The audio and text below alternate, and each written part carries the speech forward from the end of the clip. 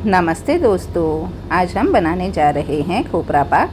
इसके perfect measurements मैंने आपके साथ शेयर किए हैं, जिससे आपकी ये रेसिपी बिल्कुल ही परफेक्ट बनेगी दोस्तों। इसके लिए सबसे पहले हम ले लेंगे 1 लीटर दूध और इसे हम उबालते रहेंगे जब तक कि दूध का मावा बनकर तैयार ना हो जाए। इसे हम गर्म होने के लिए रख देते हैं। तब तक ले लेने हैं नारियल। मैंने यहाँ पर 3 बड़े साइज़ के नारियल लिए हुए हैं। अब इसका जो ब्राउन पार्ट है उसका हम पूरे का पूरा छिलका उतार देंगे। इसका छिलका कैसे निकालना है वो मैं आपके साथ शेयर कर रही हूँ। सबसे पहले दिखाए गए तरीके से नीचे की ओर से हम इसे सर्कुलर मोशन यानी कि राउंड में इसका जो छिलका है वो पूरे का पूरा निकाल लेंगे। छिलका निकालने का सबसे आसान तरीका मैं आपके साथ शेयर कर रही हूँ दोस्तों। इस प्रकार से आप छिलका निकालोगे तो ये बहुत जल्दी निकल जाएगा। एक बार सर्कुलर मोशन में इसका छिलका निकाल लेंगे, फिर दिखाए गए तरीके से नीचे की साइड से हमें ऊपर की साइड आना है और हम इसका छिलका निकाल लेंगे। बस इसी प्रकार नीचे की साइड से ऊपर की ओर आते जाना है और पूरे का पूरा छिलका निकाल कर रेडी कर लेना है। और आप देखेंगे कि कुछ ही समय में इसका छिलका निकाल कर रेडी हो जाएगा। ये करना कोई कंपल्सन नहीं है दोस्तों, आप डायरेक्ट खोपरा भी पीस सकते हैं, लेकिन मुझे वाइट खोपरा पाक पसंद है, इसीलिए मैं इसका छिलका उतार रही हूँ। इससे जो हमारा खोपरा पाक है वो दिखने में भी बहुत ही सुंदर दिखता है।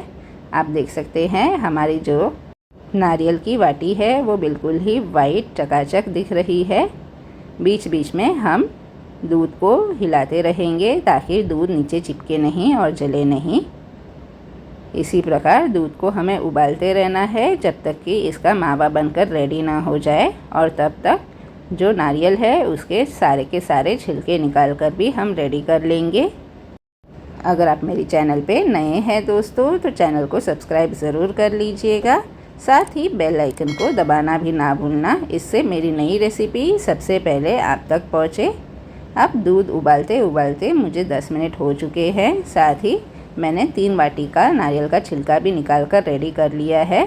उसी प्रकार एक बार इसे हम हिला लेते हैं और फिर से वाटी के छिलके उतारने के लिए रेडी हो जाते हैं। ये टाइप से खोपरा पाक बनाओगे तो ये एकदम ही फुल प्रूफ रेसिपी है और आपकी भी ये रेसिपी बिल्कुल ही परफेक्ट बनेगी दोस्तों। सिर्फ मेजरमेंट्स का आपको ध्यान रखना है और इसकी जो रेसिपी है वो एकदम ही परफेक्ट बनती है। अब आप देख सकते हैं दूध की क्वांटिटी काफ़ी हद तक कम हो चुकी है। तो इसी प्रकार से हम इससे चलाते रहेंगे जब तक कि इसका मावा बनकर रेडी ना हो जाए। और तब तक हमारे जो नारियल की वाटी है वो भी सारे के सारे छिलकर अब रेडी हो चुके हैं। तो इसे अब हम मीडियम आंच पर और पकने के लिए छोड़ देते हैं और तब तक आते हैं हमारे नारियल की वाटी की तरफ। और आप देख सकते हैं हमारी जो वाटी है वो सारे के सारे छिलके निकाल कर रेडी हो चुके हैं और ये बिल्कुल ही परफेक्ट वाइट है। तो इसे एक बार अच्छे से धो लेना है। फिर इसके हम छोटे छोटे टुकड़े कट कर लेंगे ताकि हम मिक्सी जार में इसे पीसे तो वो पीसने में आसानी रहे। अब हम इसे पीस कर रेडी कर लेते हैं और पीसने के समय हम इसमें पानी बिल्कुल भी नहीं ऐड करेंगे दोस्तों। अब यहाँ पर हमें मेजरमेंट से हम चेक कर लेते हैं कि हमारा जो ये मिश्रण है वो कितना है। तो जो मेजरिंग का 1 कप आता है उसी का मेजरमेंट मैंने यहाँ पर लिया हुआ है। इसे हल्के हाथों से हम दबा दबा कर अंदर डाल देंगे। तो ये हो गया हमारा फर्स्ट, फिर हो गया सेकंड। इसी प्रकार से हमने यहाँ पर सब मेजर करके डाल दिए हैं।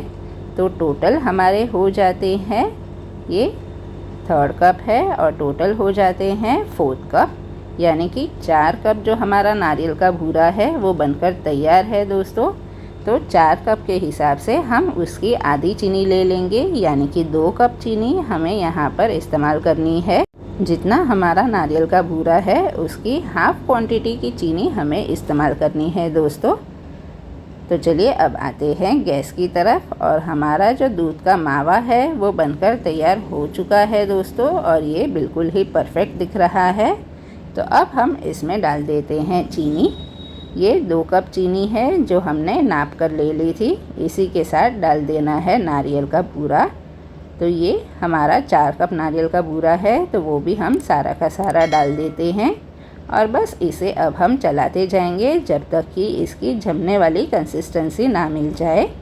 तो है ना ये बहुत ही इजी पीजी रेसिपी, और है ना ये बिल्कुल ही परफेक्ट मेजरमेंट वाली रेसिपी। तो इसे आप ज़रूर से ट्राई करिएगा और अपने अनुभव मेरे साथ शेयर करिएगा। 5 मिनट के बाद आप देख सकते हैं चीनी अच्छे से मेल्ट हो चुकी है और जो हमारा बूरा है वो भी अच्छे से मिक्स हो चुका है दोस्तों।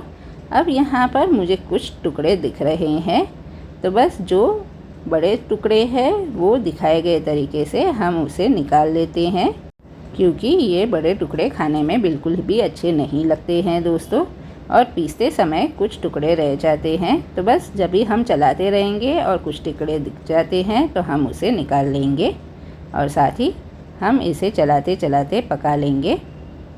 अब आप देख सकते हैं ये जमने वाली कंसिस्टेंसी में दिख रहा है, तो मैं इसे प्लेट में एक निकाल लेती हूँ। कुछ 2 मिनट के लिए हम उसे ठंडा होने देंगे और फिर इकट्ठा करके देखेंगे। अगर ये साथ में आ रहा है और साथ ही हाथ में नहीं चिपक रहा है, इसका मतलब है ये परफेक्ट है दोस्तों। तो गैस की फ्लेम को हम कर देते हैं बंद और थाली में ग्रीस कर लेते हैं। मैंने यहाँ पर घी लगाकर ग्रीस कर लिया है। खोपरा पाक को डालकर हम इसे अच्छे से फैला लेंगे। बस दिखाए गए तरीके से हमें इसे अच्छे से फैला लेना है। तो है ना ये बहुत ही इजी पीजी रेसिपी। तो इस रेसिपी को आप ज़रूर से ट्राई करिएगा और आपकी भी ये रेसिपी बिल्कुल ही बढ़िया बनेगी दोस्तों। साथ ही सभी को ये बहुत ही ज़्यादा पसंद आएगी। आप देख सकते हैं हमारा जो खोपरा पाक है वो दिखने में कितना अच्छा लग रहा है। इसे हल्के से दबा लेना है ताकि ये एकदम ही इवनली दिखे। अब इसे हम पूरी तरह से ठंडा होने देंगे, उसी के बाद हम इसे कट कर लेंगे। अब 2 घंटे हो चुके हैं और ये बिल्कुल ही ठंडा हो चुका है दोस्तों। तो बस दिखाए गए तरीके से हम इसके पीसीस कर लेते हैं। मैंने यहाँ पर स्क्वायर पीसीस किए हैं, आप अपने हिसाब से मनचाहा शेप दे सकते हैं दोस्तों। हमने इसमें दूध का मावा डाला है, इसके लिए ये बिल्कुल ही हार्ड नहीं रहेगा और ये बहुत ही सॉफ्ट खोपरा पाक बनेगा। तो इस रेसिपी को आप अवश्य ट्राई करिएगा। एंड वीडियोस पसंद आती है तो चैनल को लाइक करिए, अपने फ्रेंड्स एंड फैमिलीज़ के साथ शेयर करिए और चैनल को सब्सक्राइब करना ना भूलना। Bye bye.